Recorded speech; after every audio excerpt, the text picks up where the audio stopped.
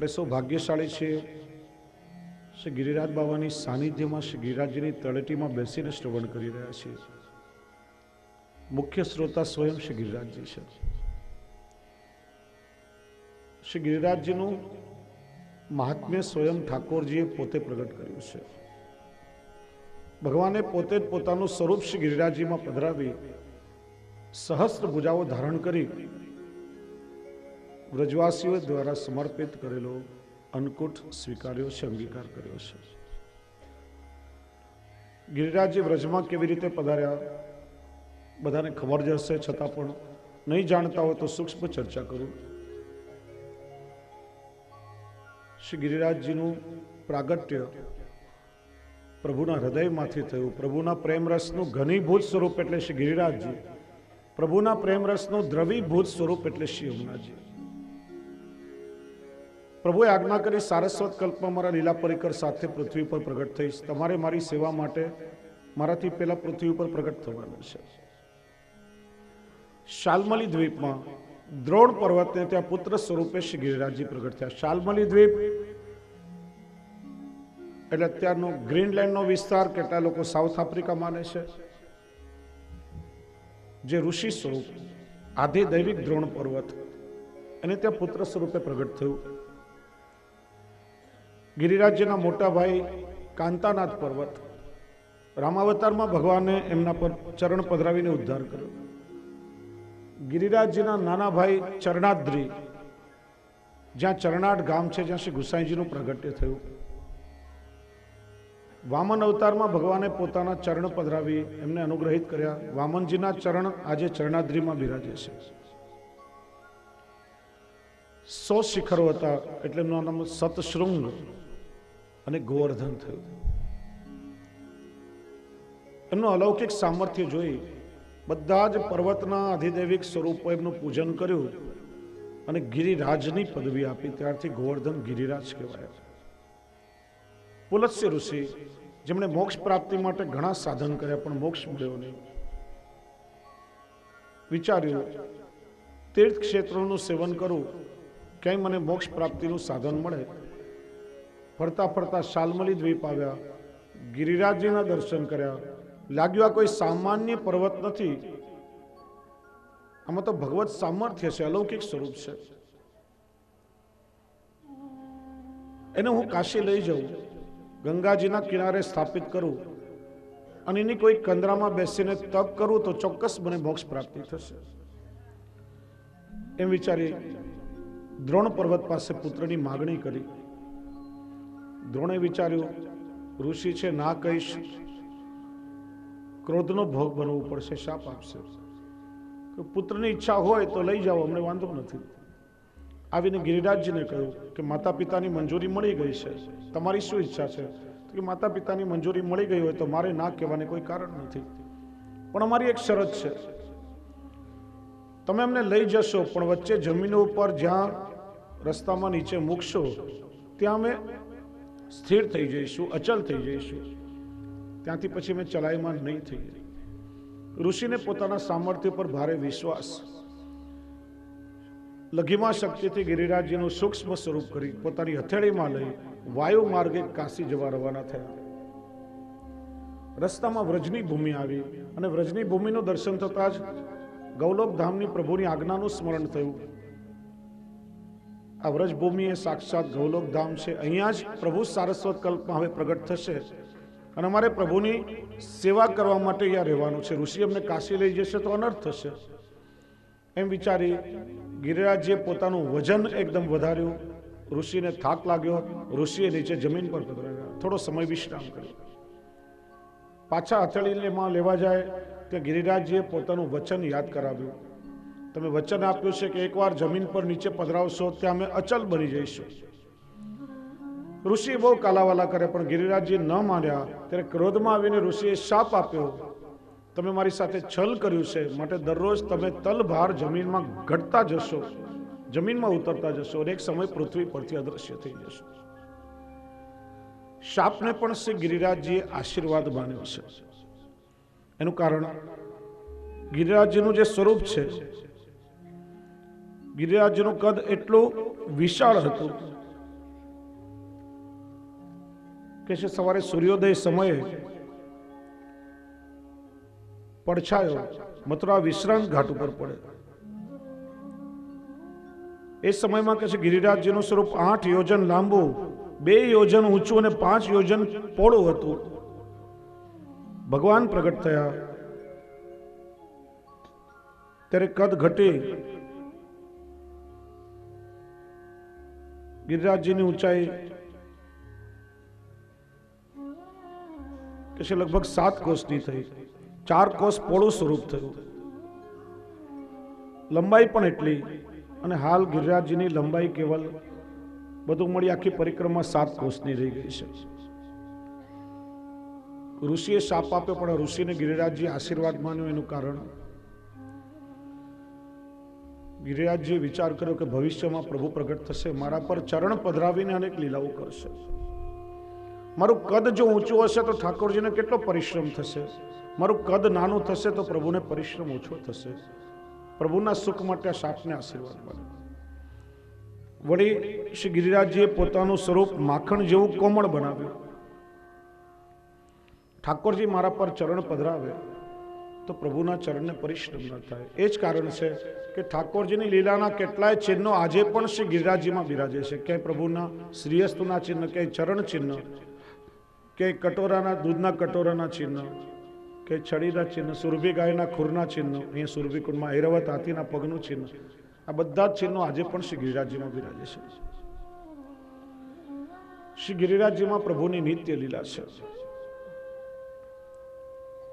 12 નિકુંજો છે ને પ્રભુ નિત્ય શ્રી ગિરિરાજજીમાં રમણ કરે છે. કહે છે કે આપણે ઠાકોરજીને જ્યારે પોઢાડીએ ત્યારે વ્રજગમનની વિજ્ઞપ્તિ થાય. જો આપણે ત્યાં એક પદ્ધતિ છે, પ્રભુને પોઢાડતા પહેલા ઠાકોરજીના સ્વરૂપ કે ચિત્રજીને હૃદય સાથે લગાડીને આપણે પોઢાડીએ છીએ. નમામી હૃદય શેષે લીલાક્ષી રાબ્દિશાઈનો. હૃદયરૂપી શેષ શૈયા પર પ્રભુ ભાવથી પોઢે છે, ભાવથી જાગે છે. આપણે પ્રભુને પોઢાડીને શૈયાજી પર ચાદર ધરાવીએ, શૈયા મંદિરના દ્વાર મંગલ કરીએ, તરત જ ઠાકોરજી ઠેકડો મારીને જાગે અને વ્રજભક્તોની નિકુંજમાં પધારે છે. જ્યાં અનેક વ્રજભક્તો જુદા જુદા મનોરથો સિદ્ધ કરીને પ્રભુની રાહ જોતા હોય. ગિરિરાજજીમાં 6 ઋતુની લીલા અને 12 નિકુંજો છે તે પ્રભુ નિત્ય લીલા કરે છે. તેવા શ્રી ગિરિરાજજી 3 શિખરો છે, આદિ શિખર, મધ્ય શિખર અને બ્રહ્મ શિખર. રાધાકુંડથી દાન ઘાટી સુધી આદિ શિખર, જ્યાં પ્રભુએ સારસ્વત કલ્પમાં લીલા કરી હતી. ગોવર્ધનથી સુરભીકુંડ સુધી મધ્ય શિખર, જ્યાં અત્યારે પ્રભુ લીલા કરી રહ્યા છે. સુરભીકુંડથી અપ્સરાકુંડ સુધી બ્રહ્મ શિખર, ત્યાં કે છે હવે પછી ઠાકોરજી લીલા કરશે. તો શ્રી ગિરિરાજજી એમની આપણે ખૂબ ભાવથી પરિક્રમા કરીએ છીએ. જો વૈષ્ણવ માનસીમાં તો તમને પરિક્રમા કરાવી, આજે ઘણા વૈષ્ણવો પ્રત્યક્ષ કરવાના પણ છે. પણ મારે કેવું છે કે જ્યારે પરિક્રમા કરો, વ્રજયાત્રામાં પણ ઘણા વૈષ્ણવ આવશે. આટલી બાબતોનું ખાસ ધ્યાન રાખો કે જ્યારે આપણે શ્રી ગિરિરાજજીની પરિક્રમા કરીએ, મન પ્રભુમાં પરવાયેલું હોવું જોઈએ. ક્યારે પણ લૌકિક વાતો નહીં કરવી. બીજું નિષ્કામ થઈને રહેવું. કોઈ લૌકિક કામના માટે ક્યારે પણ પરિક્રમા નહીં કરવી. સમગ્ર પથમાં, માર્ગમાં શ્રી ગિરિરાજજીનું સ્મરણ કરવું. બને તો મનમાં રટણ કરતા જવું, શ્રી ગિરિરાજ ધરણ શ્રીજી તુમારે શરણ. મન શાંત અને સ્વસ્થ રાખવું. ક્યારે પણ પરિક્રમાના માર્ગમાં વૈષ્ણવે ક્રોધ નહીં કરવો. કારણ કે ભગવત કાર્ય કરતી વખતે જો આપણે ક્રોધ કરીએ તો કરેલું કર્મ બધું ખલાસ થઈ જાય છે, કર્મ બધું બળી જાય છે. બીજું, બને ત્યાં સુધી પગમાં પગરખા ન પહેરવા, ખુલ્લા ચરણોથી પરિક્રમા કરવી, તો જ રજનો સ્પર્શ આપણા દેહને થાય. મુખ્ય રીતે ભગવત ચરણ રજનું સેવન આપણે કરીએ છીએ. પરિક્રમાના માર્ગમાં ક્યાંય થૂકવું નહીં, અને પરિક્રમાના માર્ગમાં મળમૂત્રનો ત્યાગ ક્યાંય પણ નહીં કરવો. વૃક્ષો તોડવાની, આપણે જોયું વૃક્ષ એ સામાન્ય નથી, ભગવત સ્વરૂપો છે. ઠાકોરજીના ફૂલની માળા માટે પાન આદિ તોડવા પડે તો કઈ આપત્તિ નથી પ્રભુના સુખ માટે, પણ કારણ વગર વ્રજના કોઈ પણ વૃક્ષની ડાળી કે પાંદડા તોડવા નહીં. પરિક્રમાના માર્ગમાં બીજી એક સાવધાની રાખવી કે ગિરિરાજજીના સ્વરૂપને ક્યાંય પોતાના પગ ન અડકે. બીજી એક વાત મહત્વની, પરિક્રમા આપણે જો કરીએ છીએ ને, યાદ રાખો આપણા સામર્થ્યથી નહીં પણ શ્રી ગિરિરાજજીની કૃપાથી સિદ્ધ થાય છે. એટલે કોઈ પરિક્રમા પૂરી કરે કે 3 પરિક્રમા પણ વૈષ્ણવ કરે તો એનું અભિમાન ક્યારે પણ ન કરવું કે મેં પરિક્રમા પૂરી કરી છે. એ તો બીજી વાર ઠાકોરજી પૂરી ના થવા દે, અમારો અનુભવ છે. દંડવતી પરિક્રમામાં 75 વર્ષના એક માજી હતા, એવી દોડી દોડીને પરિક્રમા કરે કે જુવાનિયા શરમાઈ જાય. ત્યારે અનુભવ હતો કે ઠાકોરજીની કૃપાનું કારણ છે. બ્રજવાસીઓ કે છે ભરતપુરનો એક પ્રખ્યાત પહેલવાન દરરોજ 1000 દંડ બેઠક કરે, આમ કસરતી શરીર કે मेरे लिए कौन सी बड़ी बात है, यूं मैं चुटकी बजा के परिक्रमा कर लूंगा. 3 વાર કોશિશ કરી દંડવતી પરિક્રમાની, ગોવર્ધનથી આગળ વધી જ ન શકે. ક્યારે કમરની નસ પકડાઈ જાય, ક્યારે પગની નસ પકડાઈ જાય. જે કંઈ થાય છે પ્રભુની કૃપાથી થાય છે, આપણા સામર્થ્યથી નહીં. મારા મુંબઈ બોરીવલીમાં મારી 2000ની યાત્રાનો પ્રસંગ છે. એક બેન રે, ચોખ્ખા શબ્દમાં કહું તો એમને ખાલી 1.5 પગ, નાનપણથી એક પગમાં પોલિયો, સાવ વાંકો વળી ગયેલો, માંડ માંડ ચાલી શકે. એ બેને 9 કોશી 3 પરિક્રમા અખંડ ચાલીને કરી, ક્યાંય પણ રોકાયા વગર. મને પણ આશ્ચર્ય થયું. ત્યારે લાગે કે આ પ્રભુની કૃપાનું સામર્થ્ય છે. એટલે પરિક્રમા જો આપણાથી સંપન્ન થાય તો ક્યારે પણ પરિક્રમાનો અભિમાન નહીં કરવું. બીજો વૈષ્ણવ એક ખાસ સાવધાની રાખી કે ક્યારે પણ ગુરુદેવની આજ્ઞા લીધા વગર, એની વિધિ કર્યા વગર ગિરિરાજજીના સ્વરૂપો પધરાવીને લઈ નહીં જવાય. બહુ મોટો અપરાધ છે. જાણે અજાણે વૈષ્ણવ દોષ કરે એનાથી ગિરિરાજજીનો પ્રકોપ થાય અને બધા યાત્રીઓને કષ્ટ ભોગવવું પડે છે. ગિરિરાજજીના સ્વરૂપની સેવા કરવી હોય તો સૌથી પહેલા તો આપણા ઘરમાં આચાર વિચાર, એઠવાડો જૂઠવાડો માસિક આ બધાનું પાલન થવું જોઈએ. શ્યામ સ્વરૂપ છે, પરિશ્રમ થાય, પ્રભુનો પ્રકોપ થાય. બીજું, ગિરિરાજજીનું સ્વરૂપ ઘરે પધારાવો, નિત્ય દૂધથી અભિષેક કરાવવો જોઈએ. ગુરુદેવની આજ્ઞા લઈ યથાશક્તિ સુવર્ણ પધરાવવું જોઈએ. અને ત્યાર પછી આપણા આચાર્ય બાલકના હાથે ગિરિરાજજીનું સ્વરૂપ પધરાવાય, એવી એમને ના પધરાવાય. ઘણા લોકો એમને પધરાવી લેતા હોય છે, જેનાથી આગળ બહુ કષ્ટ સહન કરવું પડે. એક પ્રકારનો અપરાધ છે. ગિરિરાજજીને અકારણ વ્રજ છોડીને ના પધરાવી જવાય. હમણાં અમારી દંડવતી પરિક્રમા ગઈ ગયા વર્ષે, 2000ની યાત્રા, 85ની યાત્રા, બધામાં અમને અનુભવ થયો છે. 7000 વૈષ્ણવ ભોજન કરવા બેઠા, યાત્રા ભોજન કરવા બેઠી, અને એવો ધોધમાર વરસાદ તૂટી પડ્યો, બધું ધોવાઈ ગયું. વરસાદ બંધ ન થાય, પાલ બધા વૈષ્ણવના તર થઈ ગયા, કપડા પેટી તરવા લાગ્યા. શ્રી ગિરિરાજજીને વિનંતી કરી, પછી અમે લોકો પાલે પાલે ફર્યા કે કોઈ પણ વૈષ્ણવે ગિરિરાજજીના સ્વરૂપ પધરાવી લીધા હોય ને તો કૃપા કરીને પાછા આપી દેશો. 80 સ્વરૂપો નીકળ્યા. પાછા તલેટીમાં પધરાવ્યા, ગિરિરાજજીનું પૂજન કર્યું, ત્યારે પ્રકોપ શાંત થયો. આ બધા અપરાધોથી વૈષ્ણવે સાવધાન રહેવું.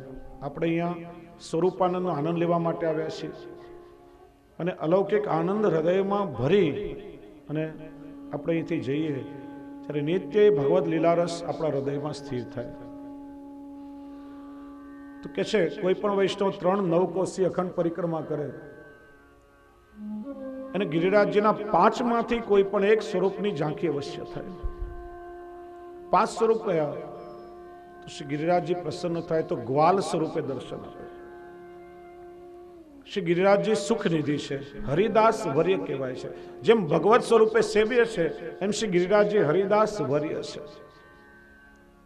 પ્રભુ ગૌચારણ કરવા પધારે ત્યારે ગ્વાલ સ્વરૂપે, સુખ નિધિ સ્વરૂપે ઠાકોરજીની સેવા. હરિદાસ પ્રભુના દાસ, વર્ય એટલે શ્રેષ્ઠ. અનેક પ્રકારે પ્રભુની સેવા કરે. તળેટીમાં કોમળ ઘાસ ઉગે, ગાયો માટે ઘાસ સારો થાય, પ્રભુના ચરણને પરિશ્રમ ન થાય. તૃષા લાગે ત્યારે ઝરણાનો સુંદર શીતળ જલ રોગ આવે. ક્ષુધા લાગે, ભૂખ લાગે ત્યારે કંદમૂલ ફલરોગ આવે, પ્રભુને વિશ્રામ કરવા માટે કંદરા સિદ્ધ કરી આપે, અનેક પ્રકારે પ્રભુની સેવા કરે છે. એટલા માટે શ્રી ગિરિરાજજી હરિદાસ સ્વર્ગીય છે. એક સ્વરૂપ ગ્વાલ સ્વરૂપ. ગિરિરાજજી પ્રસન્ન થાય તો ગાય સ્વરૂપે દર્શન આપે. ગાય પોષણ કરતા છે, જેમ પોતાના 4 થનથી વાછરડાનું પોષણ કરે, એમ શ્રી ગિરિરાજજી નામ, રૂપ, લીલા અને ધામ 4 થનથી પોતાના ભક્તોનું પોષણ કરે છે. બીજું, ગિરિરાજજી ગૌ સ્વરૂપ ધારણ કરેનું કારણ આપણે જે લીલા કાલે શ્રવણ કરી, ગોપ બાળકોને વાછરડાનું હરણ કરીને બ્રહ્માજી લઈ ગયા અને એટલા સ્વરૂપ ઠાકોરજીએ ધારણ કર્યા. તો નાના વાછરડાના ગૌ સ્વરૂપે ઠાકોરજી ગિરિરાજજીની તળેટીનું જે ઘાસ અરોગ્યા, એ તો પ્રભુનું અધરામૃત થયું, કારણ કે વાસ્તવમાં એ સ્વરૂપ તો ઠાકોરજીનું જ હતું. અને પ્રભુની અધર સુધાનું પાન કરવા માટે શ્રી ગિરિરાજજી ગૌ સ્વરૂપ ધારણ કરે છે. એટલા માટે શ્રી ગિરિરાજજીને પૂછડી પણ છે. ત્રીજું, શ્રી ગિરિરાજજી પ્રસન્ન થાય, સિંહ સ્વરૂપે દર્શન આપે. સિંહ શાસન કરતા છે, અને શાસન કરતાનો કોઈ આશ્રય કરે તો એ નિર્ભય બને છે. એમ સિંહ સ્વરૂપે શ્રી ગિરિરાજજી જે પ્રભુનો આશ્રય કરનારા પ્રભુના ભક્તો છે, એને બધા સંકટોથી નિર્ભય બનાવે છે. એટલે ઠાકોરજી નિજ મંદિરમાં બિરાજે સિંહાસન કહેવાય છે. અને સ્વામીજીની કટીને સિંહની કટીની ઉપમા આપવામાં આવી છે. સ્વામીજીનું સ્મરણ કરાવે છે. ચોથું સ્વરૂપ શ્વેત ભુજંગ સફેદ નાગનું સ્વરૂપ. પહેલા દિવસે માર્ગમાં કોઈ નાગ લઈને બેઠો તો ઘણા લોકોએ દર્શન કરે. મૂછ વાળો બહુ મોટી ઉંમરનો શ્વેત સફેદ નાગ ગિરિરાજજીનું સ્વરૂપ માનવામાં આવે છે. નાગ સ્વરૂપે પ્રભુના જે અભક્તો છે અથવા તો ભગવાનના ભક્તના જે દ્વેષીઓ છે, એને ભય પમાડી અને પ્રભુથી દૂર કરી દે છે, પ્રભુથી બહિર્મુખ કરે છે. અને સ્વામીજીની ચોટીને સર્પની ઉપમા આપવામાં આવી છે. સ્વામીજીનું સ્મરણ કરાવે છે. એટલા માટે ગિરિરાજજીનું એક સ્વરૂપ સર્પ સ્વરૂપ છે. ઉપરથી તમે જો દર્શન કરો કોઈ ઊંચાઈથી, તો આખા ગિરિરાજજીનું સ્વરૂપ બિલકુલ આમ સર્પાકાર સ્વરૂપ છે, એવી જ પ્રતીતિ તમને થાય. તો 5 સ્વરૂપ શ્રી ગિરિરાજજી ધારણ કરે છે. ગિરિરાજજીનું એક સ્વરૂપ સંકટ મોચન સ્વરૂપ માનવામાં આવે છે, દુઃખ નિવારક સ્વરૂપ. જો પુષ્ટિ માર્ગમાં ક્યારે પણ વૈષ્ણવ ઠાકોરજીની માનતા માનતા નથી. આપણે ત્યાં માનતા માનવાનો કોઈ ક્રમ નથી, એ તો પ્રભુની સાથે વેપાર થયો.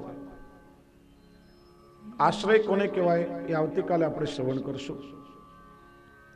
ઠાકોરજીને પરિશ્રમ ન અપાય, પણ લૌકિકમાં દુઃખ આવે, કષ્ટ આવે, જીવ વિચલિત થઈ જાય, ગમે તેવી પરિસ્થિતિમાં અન્યાશ્રય તો ન જ કરવો. પણ આપણે ત્યાં એક પદ્ધતિ છે કે વધારેમાં વધારે શ્રી ગિરિરાજજીને અને દાઉજીને આપણે વિજ્ઞપ્તિ કરી શકીએ કે પ્રભુ આપ કૃપા કરો, આપની કૃપાથી કષ્ટ દૂર થાય. વિજ્ઞપ્તિ વિનંતીના રૂપમાં. અને આપણે પ્રભુને પરિશ્રમ આપીએ. એ પરિશ્રમ નિવારણ માટે શ્રી ગિરિરાજજીને આપણે દૂધથી પૂજન આદિ કરાવીએ. દાઉદ દાદાને આપણે ભાંગ કે બુટીનો હાંડો રોગાવીએ. આ એક પ્રકાર છે. બાકી અન્યાશ્રય ન કરવો, કે પ્રભુ પાસે માગવું નહીં કે માનતાઓ માનવી નહીં, નહીં તો એ પુષ્ટિ ભક્તિ નથી. પ્રસંગ છે, એકવાર શ્રી ગુસાઈજી એક બ્રાહ્મણને બ્રહ્મ સંબંધ આપ્યો, શ્રી ગિરિરાજજીનું સ્વરૂપ પધરાવી આપ્યું, આજ્ઞા કરી, તને જ્યારે જ્યારે કોઈ દુઃખ આવે ત્યારે ગિરિરાજજીને વિજ્ઞપ્તિ કરજે અને દૂધ ચડાવજે. પેલો બ્રાહ્મણ તો વૈષ્ણવ થયો, ગુરુદેવની આજ્ઞા થઈ, ભાવથી ગિરિરાજજીની સેવા કરે, અને કંઈક દુઃખ કે આફત આવે ગિરિરાજજીને વિનંતી કરે, શ્રી ગિરિરાજજીને દૂધ ચડાવે. એકવાર બહુ મોટી આફત આવી, શ્રી ગિરિરાજજીને વિજ્ઞપ્તિ કરી, તકલીફ દૂર થઈ, મનોરથ કર્યો, શ્રી ગિરિરાજજીને સામગ્રી રોગાવી અને પોતાની જ્ઞાતિના બધા બ્રાહ્મણોને બ્રાહ્મણ ભોજન માટે આમંત્રણ આપ્યું. પછી મહાપ્રભુજી શ્રી ગુસાઈજી પહેલા લગભગ બ્રાહ્મણો બધા શિવપંથી હતા. શ્રી મહાપ્રભુજી કૃપા કરીને ઘણાને વૈષ્ણવ બનાવ્યા. જ્ઞાતિના બધા બ્રાહ્મણો કે અમે શિવપંથી છીએ, અમે ગિરિરાજજીનો પ્રસાદ નહીં લઈએ, અને તેમને બ્રાહ્મણ ભોજનનું આમંત્રણ આપ્યું, અમે ભૂખ્યા જશું તો પણ તને અપરાધ લાગશે. હવે બહુ મોટું ધર્મ સંકટ આવ્યું. પેલો મૂંઝાયો, કરે શું? આંખોમાંથી આંસુએ શ્રી ગિરિરાજજીને વિનંતી કરી કે આપ કૃપા કરીને આફતથી મને બચાવો. ત્યારે શ્રી ગિરિરાજજી આજ્ઞા કરી, જો એ બ્રાહ્મણોનો અધિકાર મારો મહાપ્રસાદ લેવાનો નથી, પણ મારા સ્વરૂપનો પરચો મારે બતાવવો પડશે.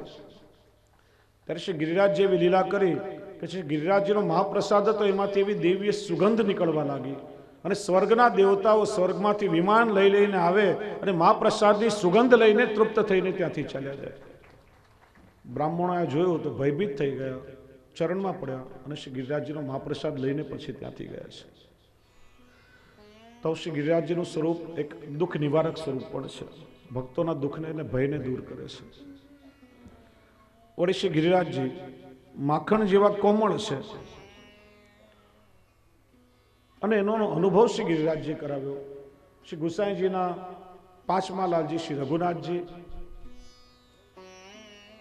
એમના પુત્ર શ્રી ગોપેન્દ્રજી અને એમના ગોપાલલાલ, જેમના પરથી જે ગોપાલનો પંથ અલગ થયો છે, નાના બાળક હતા, તળેટીમાં ખવાસના ખોળામાં ખેલી રહ્યા હતા.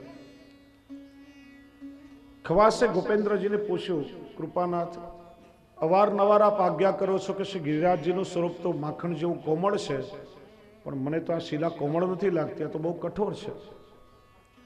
ત્યારે ખોળામાં રમી રહેલા નાનકડા ગોપાલલાલજી ઊભા થઈને જોરથી ઠેકડો માર્યો અને ગોઠણ સુધી એમના ચરણ ગિરિરાજજીની શિલામાં ખૂપી ગયા અને પ્રતીતિ કરાવી કે આજે પણ શ્રી ગિરિરાજજીનું સ્વરૂપ માખણ જેવું કોમળ છે.